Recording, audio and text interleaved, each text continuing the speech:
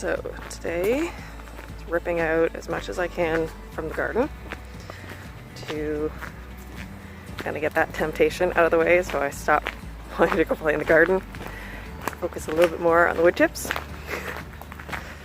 I need to get a few things done in the workshop today. We start off the day by dropping the truck off to find out what it needs in order to be safety so it can be transferred. I think Dan's going to be working on the car a bit more. He's trying to prep.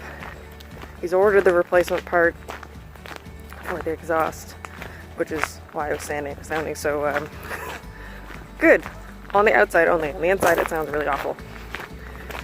But he's ordered the replacement part. He's going to get a few more things prepped. So that part should be in hopefully next week. And yeah. She may or may not still be in her pajamas.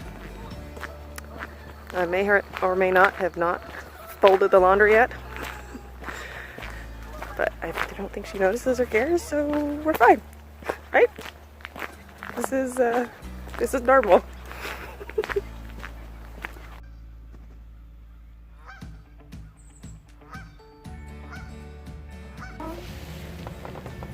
You gonna come back in?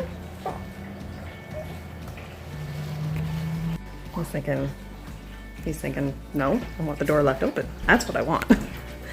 It's too cold to leave the door open. I'll go check on him in a bit. So, things needed for today.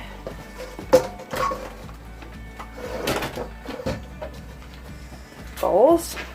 I'm running out of bowls, so I've dug out all of these stainless steel ones I have. I need to grab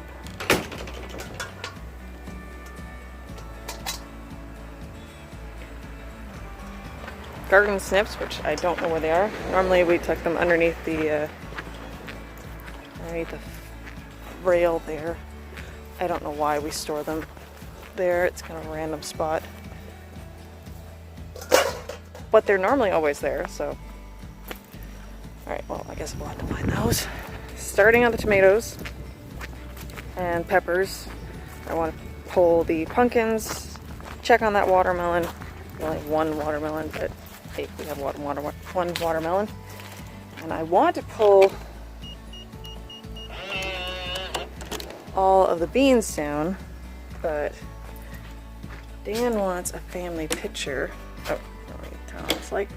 Dan wants a family picture in front of the wall of beans before I pull them down.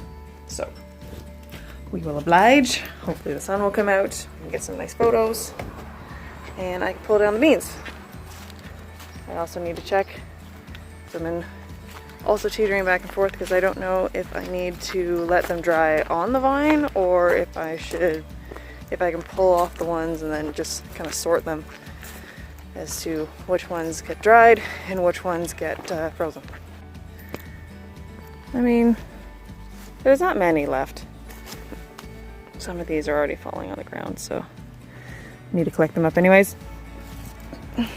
Ideally, the best time to pick tomatoes is on a warm, sunny day in the heat of the afternoon. But since we are not going to be getting too many more super warm, sunny days, I'm going to pick them basically before it rains again. Every time it rains, it's not a good time to pick tomatoes because the rain dilutes the flavor of the tomatoes. As I said, the best time is a warm, sunny afternoon because that concentrates all the sugars. But we're going to pick them anyways. I just need them. I need to know that I don't need to pick tomatoes anymore.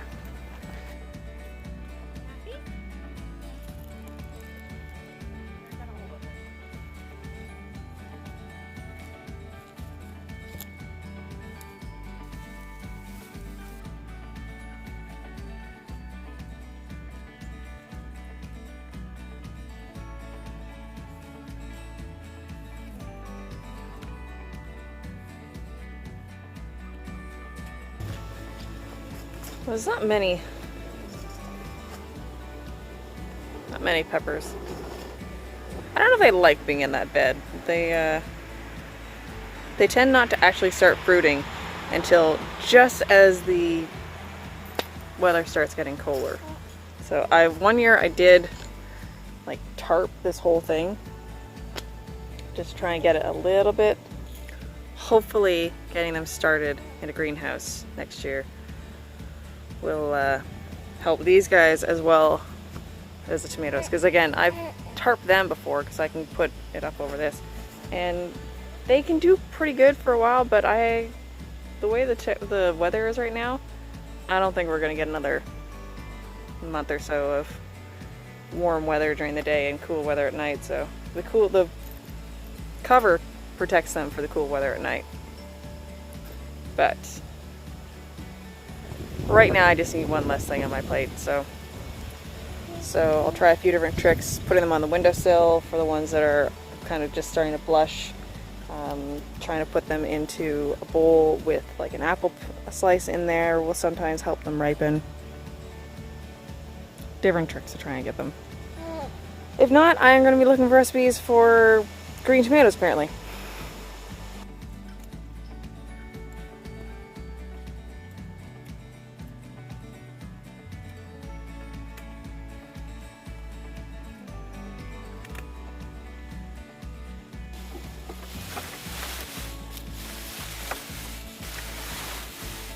Not necessarily the all-time best option for compost, but better than nothing. Also finding a trail of cherry tomatoes from when Dan put all them in the compost earlier this week.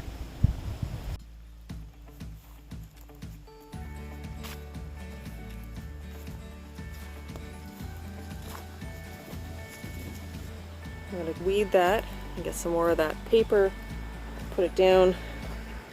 It's the first time I've put the paper down, but I'm hoping that it will reduce the amount of weeds that I have to deal with in the spring before I can plant. Because although the tomatoes and peppers aren't going to be happy growing for much longer, the native weeds are going to be more than content and be extremely happy that they now have full sunlight because their little canopy has been removed.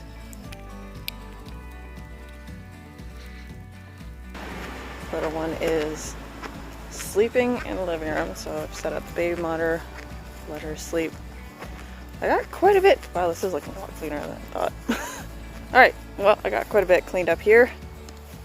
Next is to tackle the vine area, pumpkins, and check on that one watermelon. It's looking pretty clean, actually.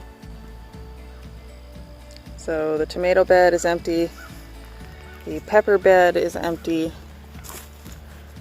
Slowly working my way through all these spring onions. They'll come back next year. I just keep pulling them out.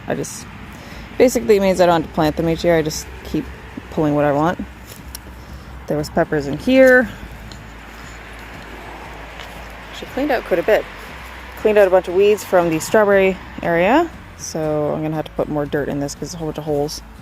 That's the thing, is that the lower portion of all these beds was filled up with logs and branches and leaves and stuff. So all of this dirt is actually just sitting on top of stuff that is slowly rotting away, which is how we're getting all these kind of holes appearing. Every year we top up all the beds with more dirt. Usually, I mean, this year I think we've just put a good topsoil onto it, but next year we're gonna get quite a bit of probably mushroom compost to replenish the beds. So on this side of the garden, still need to take a look at the beans, see if I can dry them if I have to dry them there, or if I can pull them inside and dry them.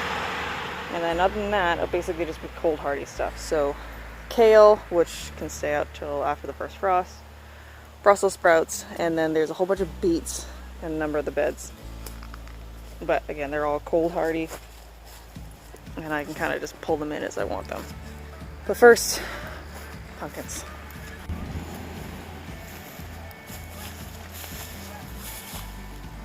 There's a few of them left.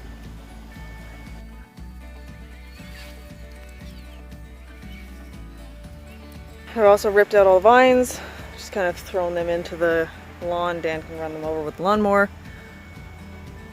Sunflowers, I'm just going to leave them till spring. I don't care. If they can reseed themselves, more power to them.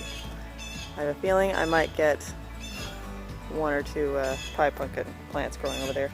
Which again, if it reseeds itself, more power to it. I'm planning on putting a whole bunch of, as I said, mushroom compost on top of all this, so plenty of nutrition in order to keep growing there.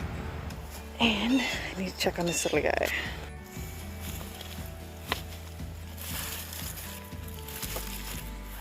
Where is your little tendril? Where is? Come on. Where's the little tendril? Oh, no. Oh, yes. Okay. So the little tendril has dried up. So this little one can come inside. And it looks like nothing's been eating it. Wonderful. All right, we have a watermelon. Picture time! In front of the green beans. Like, I was sleeping.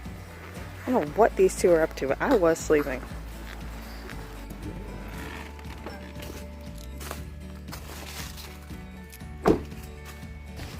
Alright, let's go back to the mechanic. Apparently the list for safetying it is not too bad. Dan talks with him, says... It's only 2 pages long, not that bad. Okay, it sounded a lot better when he was telling me before we got out of the truck. Anyways, we're going to start looking at parts for that. I think he wants to take it to Sudbury, work on it with his dad, get an extra pair of hands. His dad's also a little bit better set up for mechanic stuff. Heated shop. Okay, well that's a heated shop. You just can't fit the truck in it. Anyways, we're going to go inside, figure out what this list is, and then I'm going to tackle those beans. And from what I've been looking at today, I think I just might be being impatient and I'm supposed to let them die. But I'm being impatient and I want to take them down so I don't have to think about them anymore. So, I have an experiment I'm going to try. So,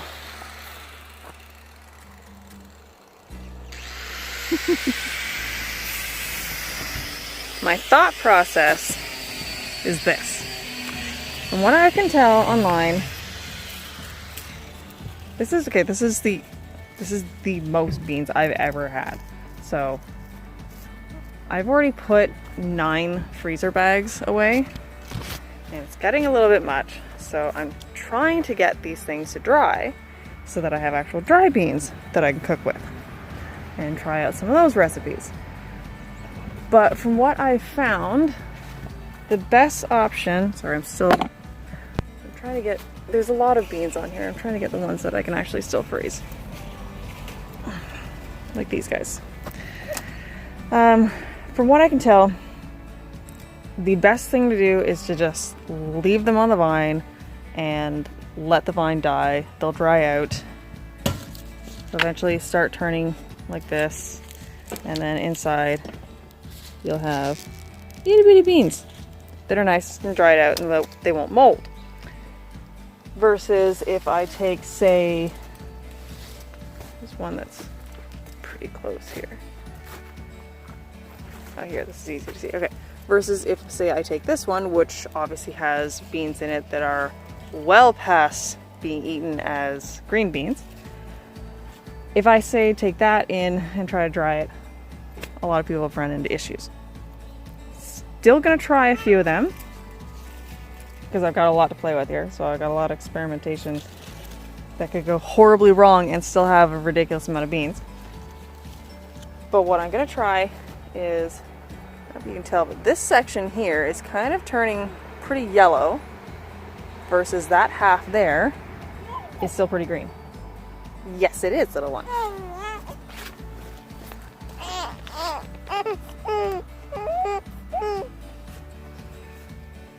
Dancing with the hedgehog. Yeah, dancing with the hedgehog.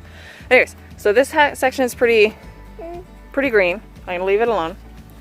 All the plants on this half, though, are kind of starting to turn yellow. This is where most of the dry beans that I've gotten thus far have come from. I'm going to go along the bottom and lop off all the roots. Just like cut them at ground level to force the death of these plants. And see if that will speed up the drying process Because I mean, these ones, I'm already starting to get some pretty good dry ones over here. But I want to speed this along. Basically, I'm impatient. I don't want to chuck these. I actually be able to use them, but I need them to dry.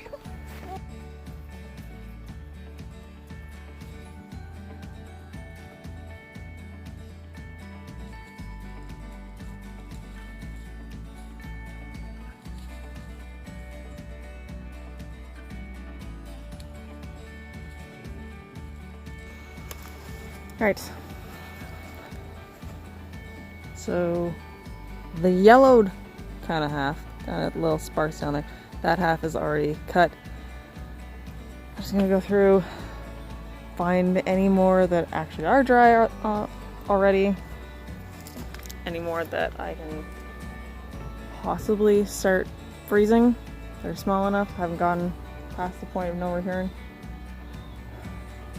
This section here, apparently I planted the beans really thick in this section because there's a lot of plants here and they've actually come up back down again, and because they didn't have anything to hold on to, they started holding on to themselves. So there's an actual rat's nest of vines right there, which is really hard to find anything in. And I have a feeling a lot of my dried beans are going to come from that section right there. Alright. The rest of these, and then I think it might be the end of the day for us, or I might take a break, go into the workshop. Probably take a break, go into the workshop for maybe an hour or so, get some sanding done so that tomorrow I've got quiet work first thing in the morning for her and I.